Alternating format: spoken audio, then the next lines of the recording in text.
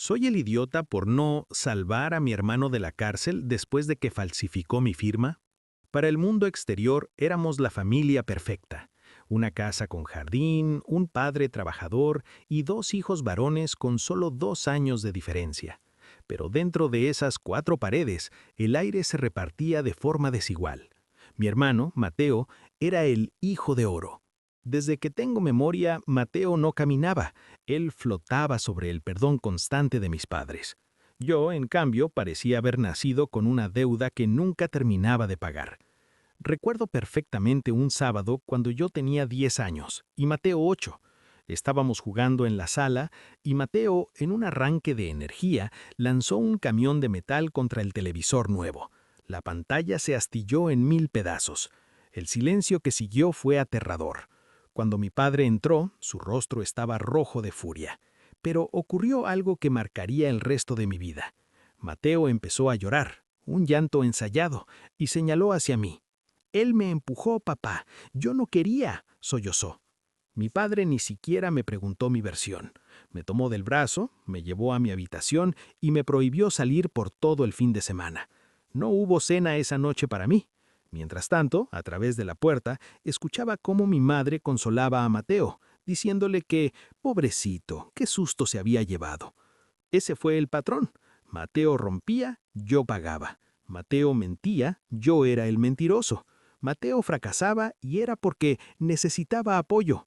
Pero si yo fallaba en una tarea escolar, era porque era flojo e irresponsable.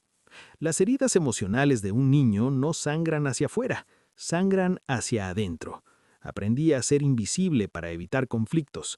Aprendí que mi valor dependía de mi utilidad. Si sacaba notas perfectas, si limpiaba la casa, si no pedía nada, tal vez, solo tal vez, recibiría una fracción del afecto que Mateo recibía simplemente por existir.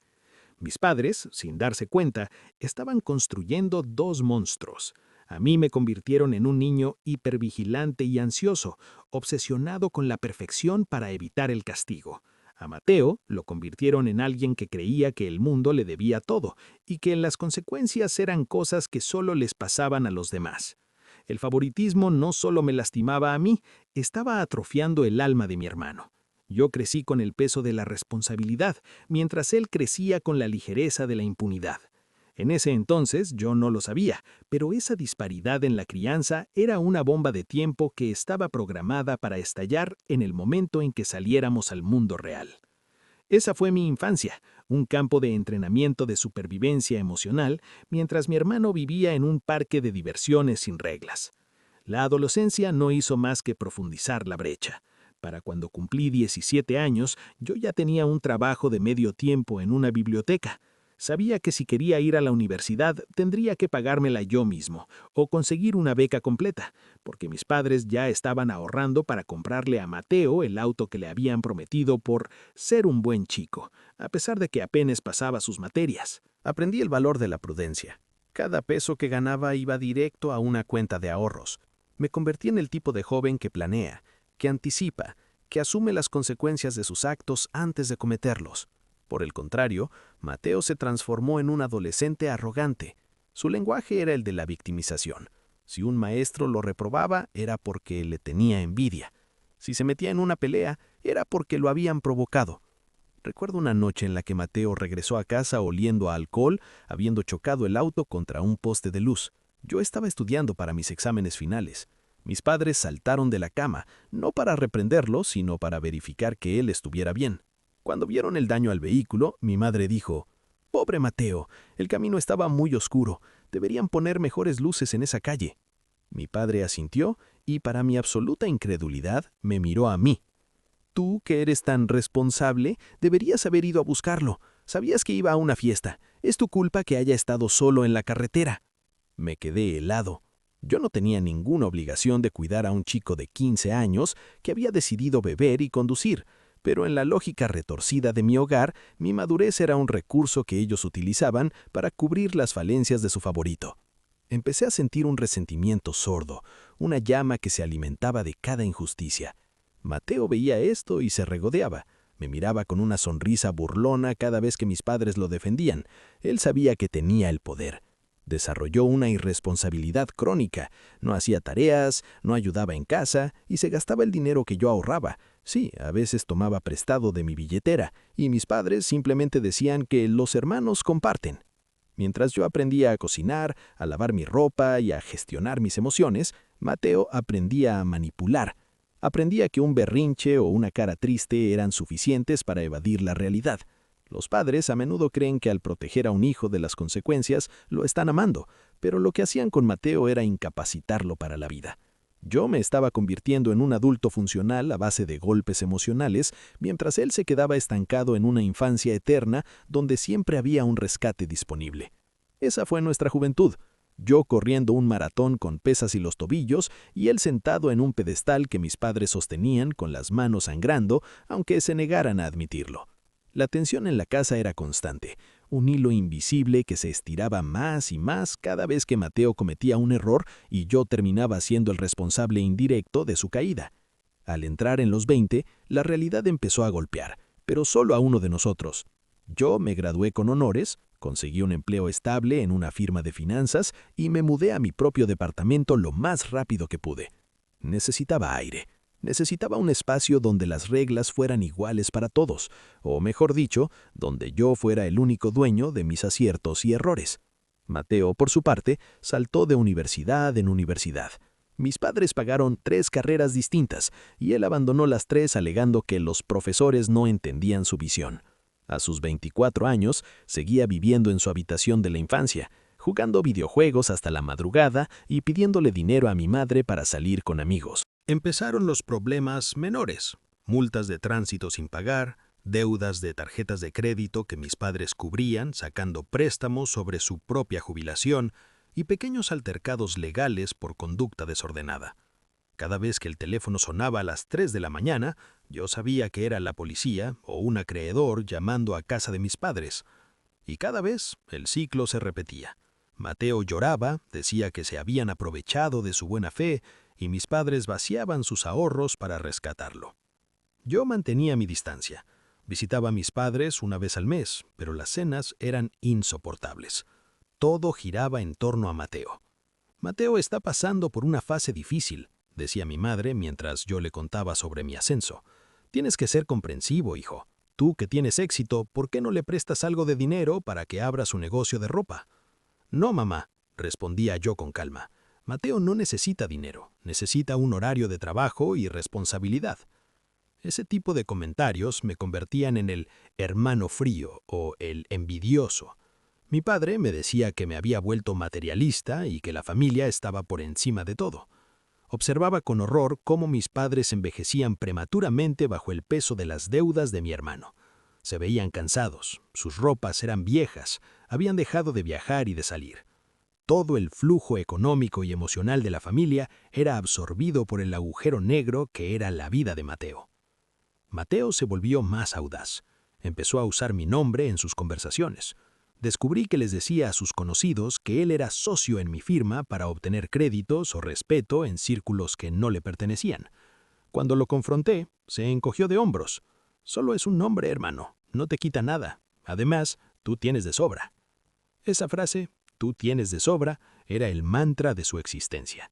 Según él, mi esfuerzo y mi disciplina me daban un excedente que él tenía derecho a reclamar. La decadencia de Mateo era evidente. Su mirada siempre era esquiva, sus historias eran cada vez más fantásticas y su necesidad de dinero se volvió insaciable. Yo veía el precipicio acercarse. Sabía que llegaría un día en que el problema sería demasiado grande para que mis padres pudieran comprar una solución. Sabía que la gravedad finalmente alcanzaría al chico que nunca aprendió a caer. Lo que no sabía era que en su desesperación, Mateo intentaría usarme como el paracaídas para su propia destrucción, arrastrándome con él al fondo de su fracaso. El estallido ocurrió un martes por la tarde. Recibí una llamada de mi banco, del departamento de fraudes. Mi oficial de cuenta me preguntó si yo había autorizado la apertura de una línea de crédito comercial de $50,000 y el retiro inmediato de fondos para una inversión en criptomonedas. Sentí que el mundo se desvanecía. Yo no había solicitado nada. Necesitamos que venga a la sucursal, señor, dijo el oficial. La solicitud se hizo en línea, pero se presentaron copias de su identificación oficial y documentos fiscales que parecen legítimos. Al llegar al banco y ver los documentos digitales, mi sangre se convirtió en hielo. No solo era mi nombre, eran mis declaraciones de impuestos que yo guardaba en una carpeta en casa de mis padres, y mi pasaporte que había dejado en su caja fuerte tras mi último viaje. Mateo había entrado a mi vida privada, había robado mi identidad y había falsificado mi firma para obtener un dinero que, legalmente, ahora yo debía.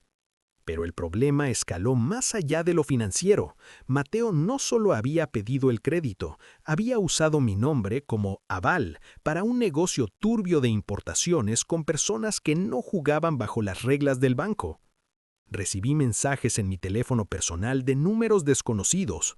Tenemos los documentos firmados por ti, ejecutivo. Si la mercancía no llega o el dinero no fluye, sabemos dónde trabajas. El daño era real y grave. Mi reputación profesional, lo que más me había costado construir, estaba en la cuerda floja. Si mi firma se enteraba de que estaba involucrado en un fraude o en deudas con prestamistas dudosos, me despedirían en el acto.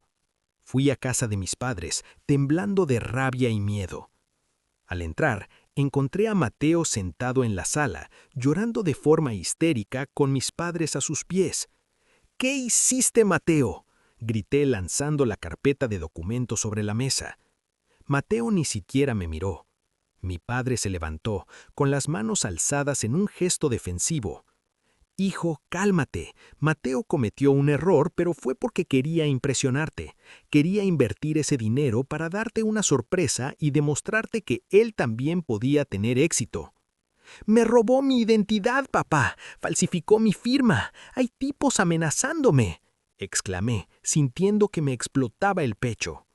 No fue robo, hijo, dijo mi madre con voz temblorosa.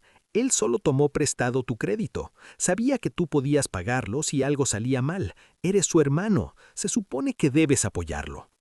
Me quedé mudo. Estaban justificando un delito federal. Mateo, al ver que nuestros padres estaban de su lado, cambió su llanto por una mirada de desafío.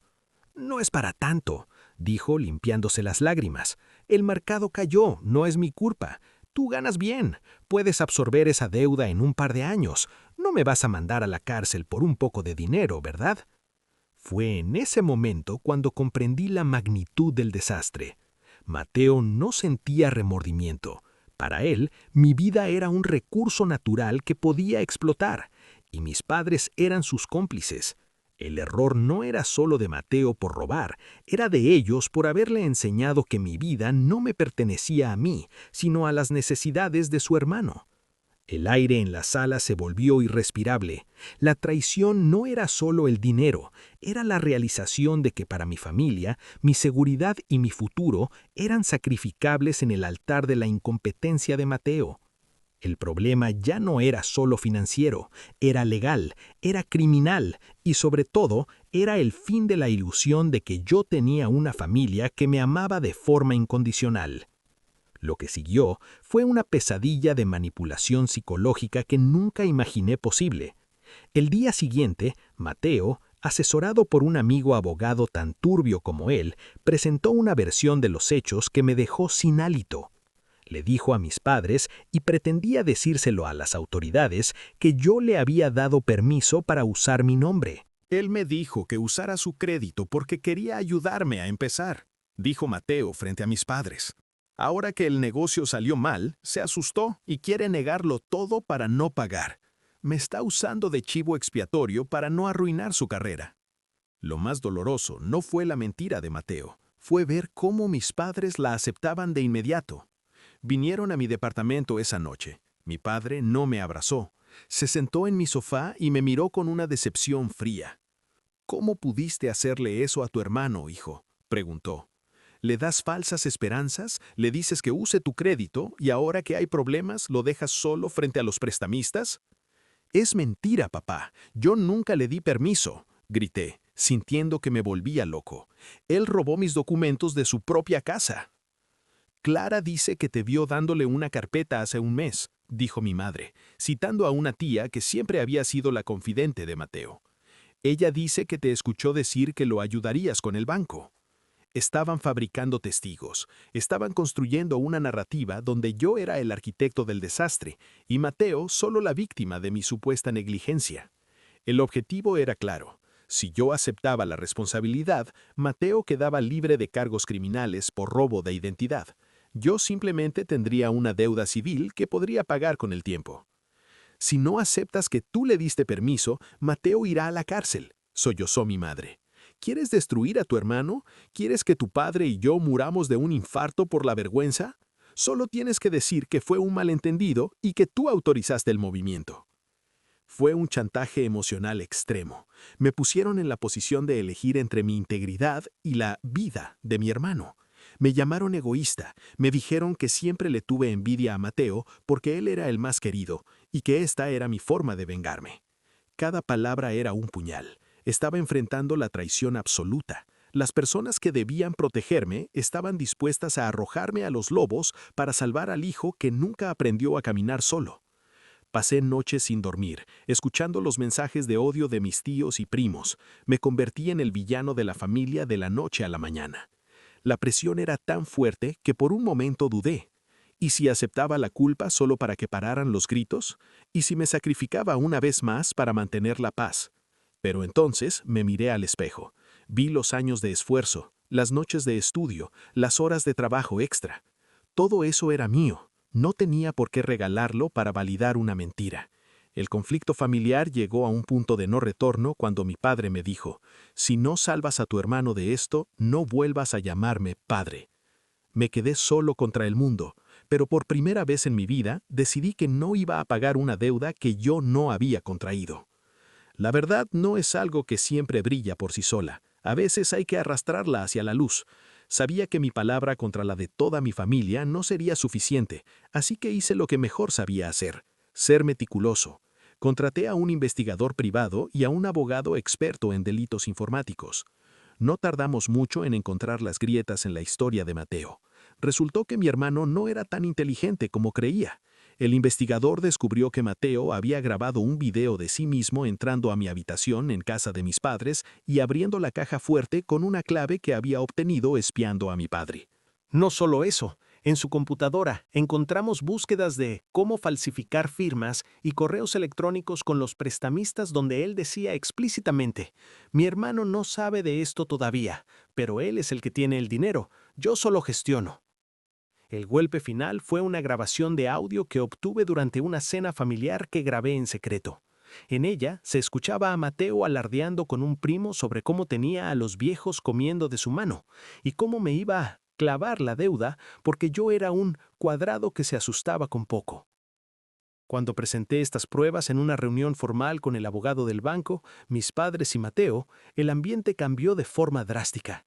Mateo, que hasta ese momento mantenía su fachada de víctima, se puso pálido. Empezó a balbucear, tratando de inventar otra mentira, pero las pruebas eran irrefutables. Había registros de geolocalización de su teléfono en el momento en que se cargaron los documentos al portal del banco y era la dirección de un café internet cerca de su casa, no la mía. Mis padres se quedaron en silencio absoluto. Vi cómo el rostro de mi padre se desmoronaba. Por primera vez en décadas, no pudo defender a su favorito. La evidencia no solo exponía el delito de Mateo, sino el error sistémico de mis padres. Habían alimentado a un parásito que no dudó en intentar destruir a su propio hermano. ¿Por qué, Mateo?, susurró mi madre, con una voz que parecía venir de ultratumba. Mateo no respondió. Se levantó y salió de la habitación, pero ya no había lugar a donde huir. El banco presentó la denuncia formal por fraude. Los prestamistas, al ver que la policía estaba involucrada, se alejaron, pero el daño legal ya era imparable. El impacto emocional en mis padres fue devastador. Se dieron cuenta de que el hijo al que habían protegido de todo era en realidad alguien capaz de una maldad fría y calculada. La verdad salió a la luz, pero no trajo alegría, solo un vacío inmenso y la comprensión de que nuestra familia se había roto mucho antes de que el dinero desapareciera. Mateo no pudo escapar esta vez. Al tratarse de un fraude bancario de gran escala y robo de identidad, el Estado procedió de oficio. Al no tener dinero para una fianza millonaria y después de que yo me negara rotundamente a pagar un solo centavo de su defensa, Mateo terminó en una celda de detención preventiva. Fue la primera vez en su vida que mis padres no pudieron arreglar las cosas. La realidad de una prisión estatal, con sus ruidos, su violencia latente y su falta total de privilegios, fue un choque brutal para alguien que siempre había dormido en sábanas limpias pagadas por otros. Mateo pasó 3 meses esperando el juicio. Durante ese tiempo perdió peso, su arrogancia desapareció y fue reemplazada por un miedo primitivo. Mis padres cayeron en una depresión profunda. Tuvieron que vender su casa para pagar los honorarios legales mínimos y para cubrir parte de la deuda que el banco les reclamó como responsables del hogar donde se gestó el fraude. Se mudaron a un pequeño departamento de una habitación, tocaron fondo junto con su hijo. Pero lo más impactante fue la transformación de Mateo después de su sentencia de 2 años bajo libertad supervisada y trabajo comunitario intensivo, tras declararse culpable. Tuvo que trabajar limpiando calles y parques, 8 horas al día bajo el sol, vigilado por oficiales. Por primera vez, Mateo tenía un horario. Por primera vez, si no trabajaba, no comía. Si llegaba tarde, había una celda esperándolo. Recuerdo haberlo visto una tarde en un parque local. Estaba recogiendo basura, vestido con un chaleco naranja. Me detuve a lo lejos. No se veía como el chico arrogante de siempre. Se veía cansado, humilde, real. Cuando terminó su turno, se sentó en una banca y miró sus manos callosas. Fue la primera vez que asumió responsabilidad. «Lo siento», me dijo un día que acepté verlo en un café, meses después de su sentencia. «Realmente pensé que no te importaría. Pensé que el mundo funcionaba como nuestra sala, que yo podía romper cosas y que alguien más siempre vendría a limpiar. No sabía que las cosas dolían tanto». Mateo había tocado fondo, y en ese fondo, lejos del pedestal de mis padres, finalmente empezó a crecer. El rechazo social fue duro. Sus amigos influencers y buscadores de fiestas desaparecieron en cuanto el dinero se acabó. Solo quedó él, sus errores y la enorme tarea de reconstruirse desde los escombros. Ver a mi hermano enfrentando su propia miseria fue doloroso, pero era la única medicina que podía salvar lo que quedaba de su humanidad. El favoritismo lo había matado lentamente.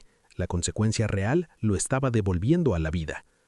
La reconstrucción de nuestra familia no ocurrió en una cena de Navidad con sonrisas falsas, sino en el consultorio de una terapeuta especializada en dinámicas familiares tóxicas. Fue mi condición para volver a hablar con mis padres. Las primeras sesiones fueron brutales, salían años de resentimiento acumulado. Mi padre tuvo que admitir, con lágrimas en los ojos, que siempre me exigió más porque sabía que yo podía aguantarlo, mientras que a Mateo lo protegía porque lo veía débil. «Te usamos como el pilar de la casa sin darte el reconocimiento de dueño», admitió él. «Te cargamos con nuestras expectativas y usamos tus logros para tapar nuestros fracasos como padres de Mateo». Mi madre tuvo que enfrentar su culpa por haberme llamado envidioso cuando solo estaba tratando de poner límites. La terapia nos obligó a hablar de la vara distinta. Reconocieron que su amor, aunque real, había sido mal administrado y profundamente injusto. Mateo también participó. Tuvo que escuchar mi dolor, el miedo que sentía al ver mi carrera amenazada y la soledad que viví durante años siendo el hijo responsable que nadie abrazaba porque él no lo necesitaba. Fue un proceso de desaprendizaje. Mis padres tuvieron que aprender a amar a Mateo sin rescatarlo y amarme a mí sin exigirme nada a cambio. Fue doloroso ver a mis padres ancianos pedir perdón de rodillas, pero fue necesario para que el veneno saliera. La reconciliación no fue volver a lo de antes, sino construir algo nuevo. Ya no hay reglas distintas. Mateo vive por su cuenta, trabaja en un almacén y paga su propia renta. Mis padres viven con lo justo, pero por fin tienen paz. Yo he aprendido a perdonar, no porque lo que hicieron estuviera bien, sino porque no quiero cargar con el peso del odio el resto de mi vida.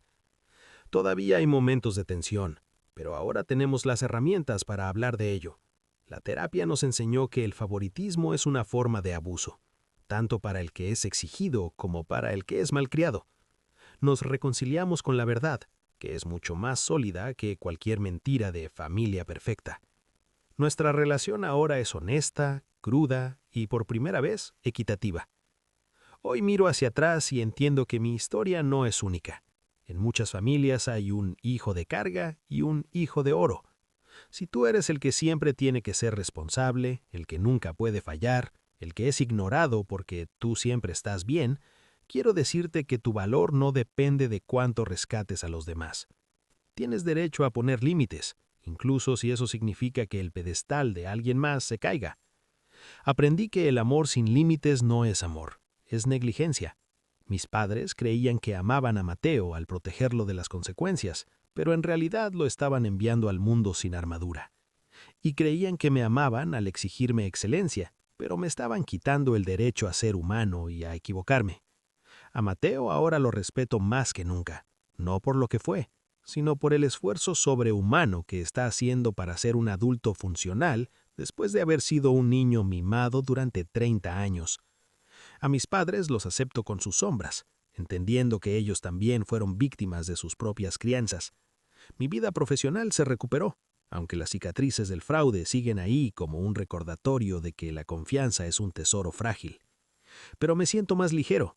Ya no soy el guardián de mi hermano, soy su hermano, a secas. A todos los que están escuchando esto, no permitan que el favoritismo familiar dicte su destino. Si tienen que alejarse para sobrevivir, háganlo. Si tienen que dejar que alguien toque fondo para que aprenda a nadar, tengan la fuerza de soltar. El amor verdadero es el que te permite enfrentar la realidad, no el que te ayuda a esconderte de ella. El edificio de mi familia se derrumbó, sí, pero los cimientos que estamos construyendo ahora son reales. No hay dos reglas, solo una. Todos somos dueños de nuestros actos, y en esa simple verdad, finalmente encontré la libertad que busqué toda mi vida. Gracias por escucharme, y espero que mi historia les sirva para mirar sus propias mesas familiares con un poco más de claridad. Buenas noches, y recuerden, los límites son la forma más alta de respeto.